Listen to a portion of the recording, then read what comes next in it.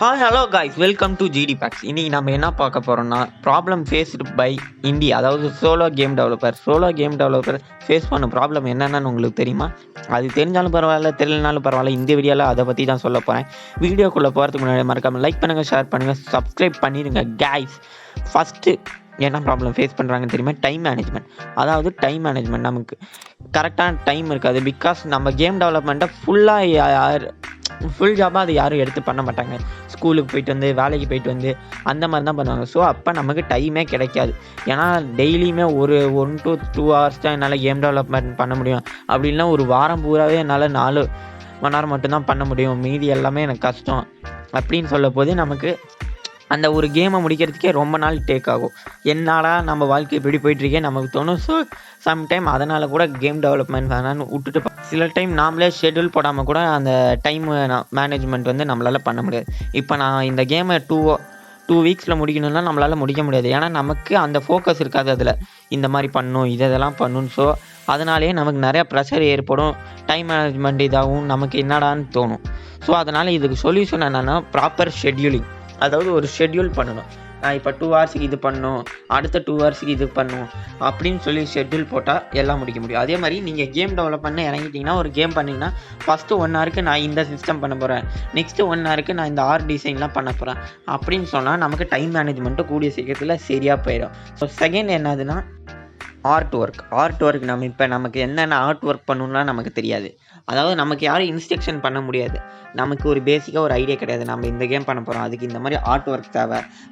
அது மட்டும் இல்லாமல் அந்த ஆர்ட் ஒர்க்கை பார்த்துட்டு யாரும் இது நல்லா இருக்குது, இது இப்படி பண்ண, லைட்டாக இப்படி மாற்று அப்படி மாற்றுன்னு சொல்கிறதுக்கு ஆள் கிடையாது. ஸோ அதனாலே நமக்கு கொஞ்சம் டென்ஷன் ஏற்படும். என்னடா நம்மளால் ஒன்றுமே பண்ண முடியலன்னு நினைக்க தோணும். ஸோ அதெல்லாம் பண்ண போது நம்ம தமிழ் கம்யூனிட்டிலேயே யாரும் இருக்க மாட்டாங்க டவுட் கேட்கறதுக்கு. பெரிய அளவு யாரும் யூடியூபர் இருக்க மாட்டாங்க. இருக்காங்க, அப்படி சொல்ல இருக்காங்க. பட் ஆனால் நம்மளோட ப்ராப்ளத்தை அவங்களால கிளாரிஃபை பண்ண முடியாது. பிகாஸ் அவங்களுக்கும் நிறைய ப்ராப்ளம் இருக்குது, அவங்களாலையும் எதுவும் பண்ண முடியாது. எல்லாம் மிஸ்டேக் பண்ணுவாங்க, நாம் மட்டும்தான் மிஸ்டேக் பண்ணுற மாதிரி கிடையாது. ஸோ அந்த மாதிரி இந்தி கேம் டெவலப்பர்லாம் இது பண்ணுவாங்க. தேர்ட் ப்ராப்ளம் என்னென்னு டிஃப்ரெண்ட் மெக்கானிசம். அதாவது டிஃப்ரெண்ட் மெக்கானிசம்னா என்னென்னா, நமக்கு இந்த கேம் அப்போ நான் இப்போ போர்ட்டல் உருவாக்கணும், ஷூட் பண்ணணும், அந்த மாதிரி மெக்கானிசம் நமக்கு தெரியாது. ஸோ அந்த நமக்கு தெரியாதது என்ன பண்ணுவோம், போய் அடுத்த இதில் பார்ப்போம். நம்மளால் அதை புரிஞ்சுக்கொள்ளவும் முடியாது. இப்போ நீங்கள் ஒரு கேங்காக இருந்தீங்கன்னா இந்த மெக்கானிசம் பண்ணுற இந்த மாதிரி ஐடியா கொடுக்கணும்னு சொல்லலாம். பட் ஆனால் நாமளே சோலோ டெவலப்பர். ஸோ அதனால் அந்த இந்த மெக்கானிசம் இப்படி தான் ஒர்க் ஆகுது அப்படிலாம் தெரியாது. ஸோ நம்ம என்ன பண்ணணும், 4-5 பேர் யூடியூப்பை பார்த்து கற்றுக்கணும். நாம் தேடுறதும் கிடைக்காது. ஸோ அதனாலே என்னடா நமக்கு தேடுறது எதுவுமே கிடைக்கல, நம்ம அந்த சிச்சுவேஷனில் தேடுவோம். ஸோ அந்த மெக்கானிசம் ப்ராப்ளம் எல்லாத்துக்குமே வரும். 4வது ஒன்று என்னென்னு பார்த்தீங்கன்னா கேமிங் அசட். அதாவது கேமிங் அசட்னால், இப்போ நான் இந்த கேம் எடுத்துக்கோங்க, அசசன் கிரெடிட். இந்த அசட் அவங்க பேசுகிறது, டைலாக், அந்த ஸ்கிரிப்ட், அவங்க யூஸ் பண்ண பிளேயர், அந்த அசட்.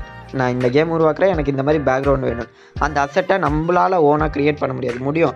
பட் ஆனால் நாம் இந்த சோலோ கேம் டெவலப்பர் நம்மளால் எல்லா விஷயத்தையுமே பண்ண முடியாது. ஸோ அந்த அசட்டை நம்ம நெட்டில் தேடுவோம். நாம் தேடுற மாதிரி அசட் கிடைக்காது. சில டைம் அது காசு கொடுத்து வாங்கணும். மேக்ஸிமம் எல்லா சோலோ டெவலப்பரும் எந்த மணியுமே ஸ்பெண்ட் பண்ண மாட்டாங்க. ஏன்னா அவங்க ஸ்பெண்ட் பண்ணாலும் அவங்க ரிலீஸ் பண்ணுற கேம் ஃப்ரீயாக தான் ரிலீஸ் பண்ணுவாங்க. பிகாஸ் அவங்க அதால் இது பண்ணப்படுறாங்க. அதால் அவங்க நிறையா லேர்ன் பண்ணிக்கிறாங்க. அடுத்த லெவல் போகிறதுக்காக அவங்க ஒரு சில கேம்ஸ்லாம் உருவாக்குறாங்க. அந்த மாதிரி கேம்ஸ்லாம் நம்மளால் அசட்டை காசு கொடுத்து பண்ண முடியாது. அவங்களே தான் ஓன் டைமை ஸ்பெண்ட் பண்ணுவாங்க. அப்படின்னா அசட் ஸ்டோர், யூனிட்டினே தனியாக ஒரு அசட் ஸ்டோர் இருக்குது. அதை பற்றி நான் அப்புறமா வீடியோ போடுறேன். அந்த ஸ்டோர்லேருந்து எடுத்துப்பாங்க. ஸோ அதில் நாம் தேடுறது எதுவுமே கிடைக்காது. இப்போ நாமளே ஒரு டீமாக இருந்தால் நாம் தேடுற அசட் கிடைக்கும். அவங்கக்கிட்ட நிறையா பேசலாம், அவங்கக்கிட்ட பேசி நம்மக்கிட்ட நிறையா அசட் எடுத்து கொடுப்பாங்க. இதே மாதிரி நிறையா ப்ராப்ளம்ஸ் எல்லாம் இருக்கும். ஸோ அந்த அசட் ப்ராப்ளம் நிறையா பேத்துக்கு இருக்கும். அடுத்தது என்னென்னு பார்த்தீங்கன்னா, உங்களுக்கே தெரியும், அதாவது வீட்டிலேருந்து ப்ரெஷர். என்னடா ஆகுனா இவன் கம்ப்யூட்டரே நோண்டிட்டு இருக்கான், என்னென்னமோ பண்ணுறான், அவன் என்ன பண்ணுறான், நமக்கு இதால் பெனிஃபிட் கிடைக்குமா, அந்த மாதிரி ப்ரெஷரில் நமக்கும் நிறைய பேத்துக்கு சொல்லுவாங்க, என்னடா இவன் இப்படியே பண்ணிட்டு இருக்கான்னு. ஸோ அந்த ப்ரெஷரில் அந்த டைமில் நம்ம என்ன யோசிப்போம், இவங்க இப்படியே சொல்லிட்டு இருக்காங்க, நம்மளால் ஒன்றும் பண்ண முடியல, ஸோ நம்ம வித்ட்ரா பண்ணிடலாமா, விட்டுறலாமா அப்படின்னு நமக்கு நிறைய இடத்துல கண்டிப்பாக தோணும். ஏன்னா இது ஒரு அந்த மாதிரி இதுதான். அது மட்டும் இல்லாமல் இதில் மணி மேனேஜ்மெண்ட் எப்படி இருக்கும்னா, அதாவது ஒரு ஜாப் பண்ணால் அது ஃபுல்லாக பண்ணாலும் சரி, பாதியாக பண்ணாலும் சரி, மந்த்லி சேலரி கிரெடிட் ஆயிரும். பட் ஆனால் கேம் டெவலப்மெண்ட்டை பொறுத்த வரைக்கும் ஒரு ப்ராஜெக்டை ஃபுல்லாக முடித்தா தான் நமக்கு மணி கிடைக்கும். ஒரு ப்ராஜெக்டை ஃபுல்லாக முடித்தா தான் நமக்கு அந்த மணி கிடைக்கும். அந்த ப்ராஜெக்ட் பண்ணும்போது நிறைய ஐடியாஸ் அதெல்லாம் தோணும். அதெல்லாம் எக்ஸிக்யூட் பண்ணுறதுக்கு நமக்கு டைம் இருக்காது. அது எப்படி எக்ஸிக்யூட் பண்ணணும்னு தெரியாது. ஸோ அந்த மாதிரி டைம்லலாம் நம்ம என்ன பண்ணுவோம், 4-5 பேரை ரெஃபர் பண்ணுவோம். ரெஃபர் பண்ணும்போது நாம் தேடுறதே கண்டிப்பாக கிடைக்கும்னு கேட்டிங்கன்னா கிடைக்காது. வாய்ஸ் கொஞ்சம் இதாக இருந்தால் மன்னிச்சிடுங்க, ஏன்னா எனக்கு சளி பிடிச்சிருக்கு. நாமளே தேடுறது கிடைக்குமானா கேட்டால் கண்டிப்பாக கிடைக்காது, அதுக்கு வாய்ப்பில்லை. ஸோ இப்போ நீங்கள் ஒரு டீமாக இருந்தீங்கன்னா அவங்கக்கிட்ட நிறையா கன்சிடர் பண்ணி இவன் இப்படி பண்ணலாம், இது இப்படி பண்ணலான்னு சொல்ல முடியும். இதுதான் இது. பட் என்ன தான் இருந்தாலும் நம்ம அந்த கேமில் இருக்கிற பேஷனை விடக்கூடாது. விட்டா நம்மளால் எதுவும் பண்ண முடியாது. ஓகேவா கைஸ், இதை தான் நம்ம பார்த்தோம்.